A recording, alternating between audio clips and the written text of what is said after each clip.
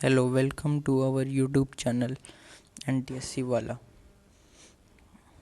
तो my self अनुज सिंह और ये हमारा नया लोगो है चैनल का। इसके बारे में कमेंट कीजिए कैसा लग रहा है, और कुछ चेंजेस हैं तो कमेंट करके ज़रूर बताएं। तो आज का हमारा लेक्चर है, ये लेक्चर 2 है, force and laws of motion का। इस लेक्चर में हम फ्रिक्शन के बारे में देखेंगे।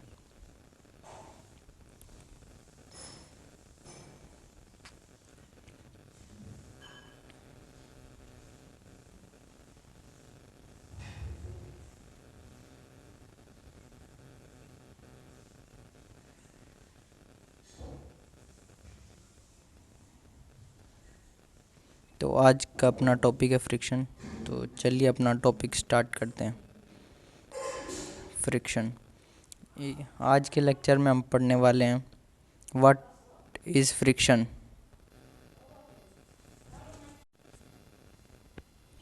तो आज के टॉपिक में हम पढ़ेंगे व्हाट इज़ फ्रिक्शन।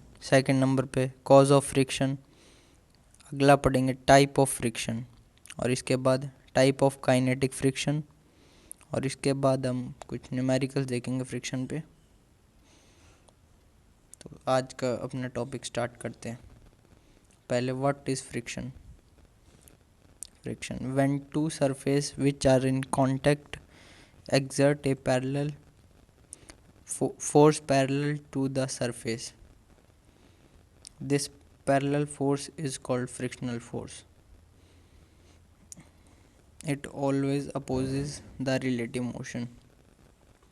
जब कोई भी दो ऑब्जेक्ट या फिर कोई एक ऑब्जेक्ट और सरफेस के कांटेक्ट में आता है, तब जो उस पर जो उसकी जो पैरेलल फोर्स लगता है उसकी डिफरेंट डायरेक्शन में, अपोजिट डायरेक्शन में, उस फोर्स को फ्रिक्शनल फोर्स कहते हैं। और ये हमेशा जो मोशन हो रहा है उसके अपोजिट साइड लगेगा। It always opposite the relative motion of the object. आगे हम फ्रिक्शन के कॉज देखते हैं, फ्रिक्शन किस कारण से होता है। तो cause of friction, due to interlocking of surface, no solid surface is perfectly smooth, that means all solid are rough. We can see hills and valleys in the expanded or microscopic view of the surface. तो यहाँ इसका जो friction होता है वो दो surface के interlocking के कारण होता है। और ये हम इस इमेज में देख सकते हैं, ये कोई सरफेस 1 है और ये सरफेस 2 है, और ये सरफेस 2 है दूसरा। इनके बीच में हिल्स और वैलीज़ होती हैं। कोई भी सॉलिड है वो परफेक्टली कभी स्मूथ नहीं होता। हम उसको माइक्रोस्कोप से या फिर एक्सपेंडेड उसका व्यू देखते हैं, चाहे वो हमें वैसे कितना भी स्मूथ लगे। तो इनमें हिल्स और वैलीज़ होती हैं। तो इसका और ये और भी ज़्यादा एक्सपेंडेड व्यू है।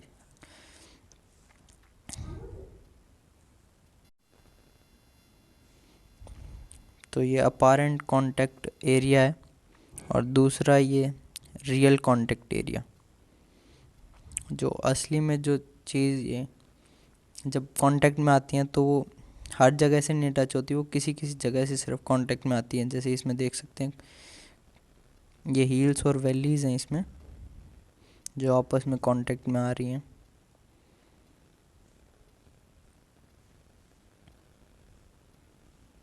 ये रियल कांटेक्ट एरिया है। और आगे देखते हैं।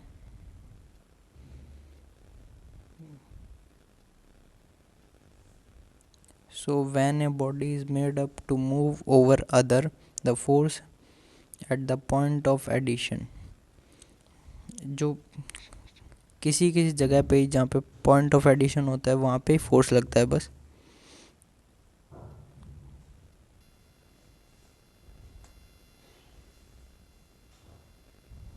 Due to the force of adhesion between them, when two rough surface meets, they meet only at some points, so points and the molecule attract each other due to electrostatic force.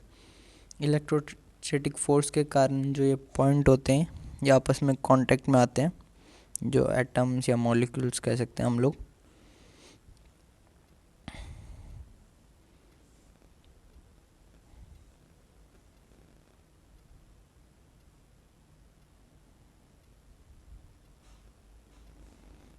आगे देखिए अपनी अगली slide पे। अब हम आगे पढ़ेंगे type of friction. तो फ्रिक्शन के 3 टाइप होते हैं। पहला स्टैटिक फ्रिक्शन, सेकंड नंबर पे आता है लिमिटिंग फ्रिक्शन, और थर्ड नंबर पे आता है काइनेटिक फ्रिक्शन।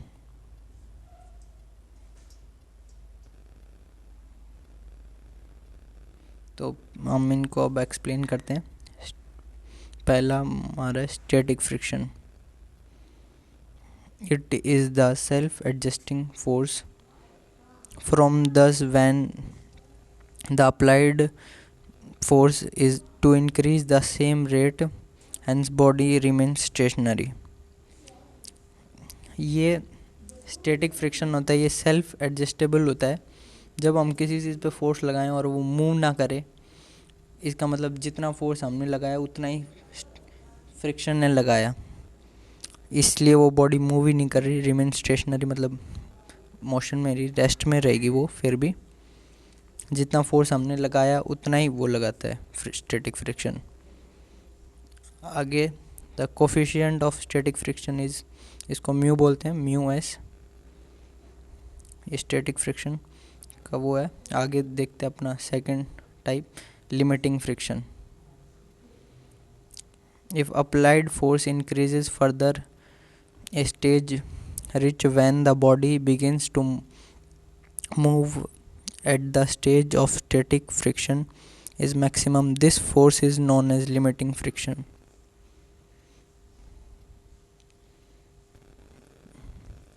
जब हम फोर्स अप्लाई करते हैं तो वो जो स्टैटिक फ्रिक्शन होता है वो इतनी उसकी लास्ट लिमिट आ जाए कि हम थोड़ा सा फोर्स और दें और मूव करना स्टार्ट कर दे, उसको लिमिटिंग फ्रिक्शन कहते हैं। अगला हमारा kinetic friction. It is the force experienced bye a body when it is in motion. जब बॉडी मूव कर रही हो तब वो काइनेटिक फ्रिक्शन होता है, रेस्ट में तो स्टैटिक, और मूव करने वाली होती है तब लिमिटिंग फ्रिक्शन होता है। तो अगर पहले देखिए, पहले डायग्राम में ये मूव करने की कोशिश कर रहा है, फिर भी बॉक्स रेस्ट पे है, और इसमें मूव करने वाले बराबर हो जाएंगे फोर्स दोनों, और इसमें मूव कर रहा है तो इसमें काइनेटिक फ्रिक्शन है, और काइनेटिक फ्रिक्शन का कोफिशिएंट होता है म्यू के।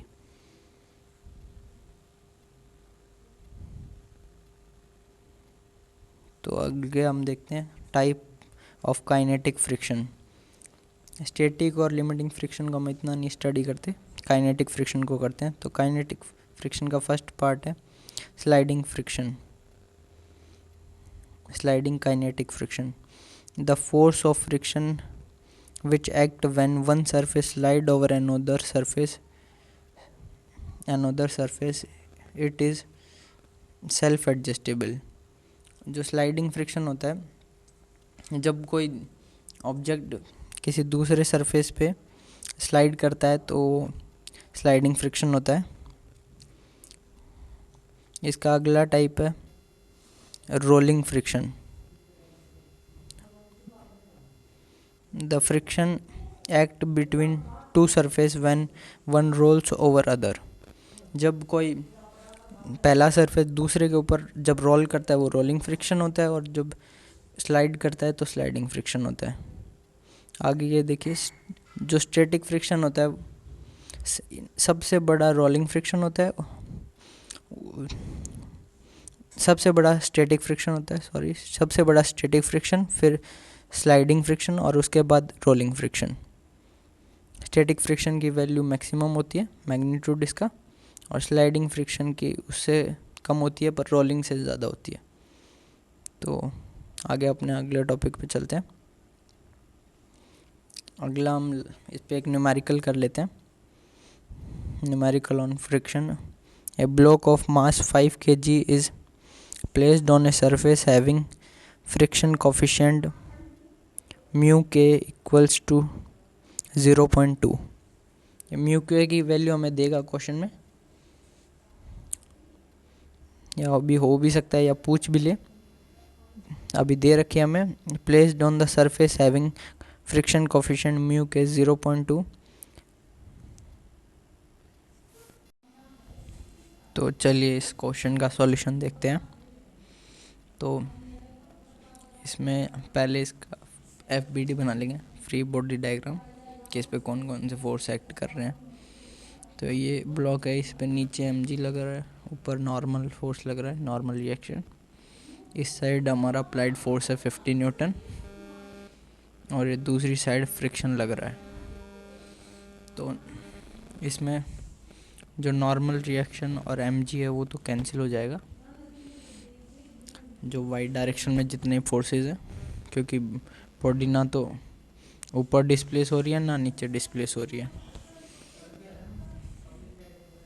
तो पहले फोर्स ऑफ फ्रिक्शन का हमने पढ़ा था कि फोर्स काइनेटिक फ्रिक्शन का कोफिशिएंट होता है म्यू के, और फ्रिक्शन फोर्स होता है म्यू के एन।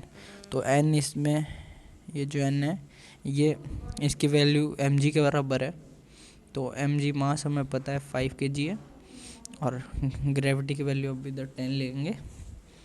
तो ग्रेविटी हमने इधर 10 ले लिया, तो और कोफिशिएंट ऑफ फ्रिक्शन की वैल्यू 0.2 है, तो ये 10 न्यूटन आ गया। और नेट फोर्स निकालना है, तो नेट फोर्स वैसे अप्लाइड फोर्स 15 न्यूटन था, और हमें पता है कि फ्रिक्शन हमेशा अपोज करता है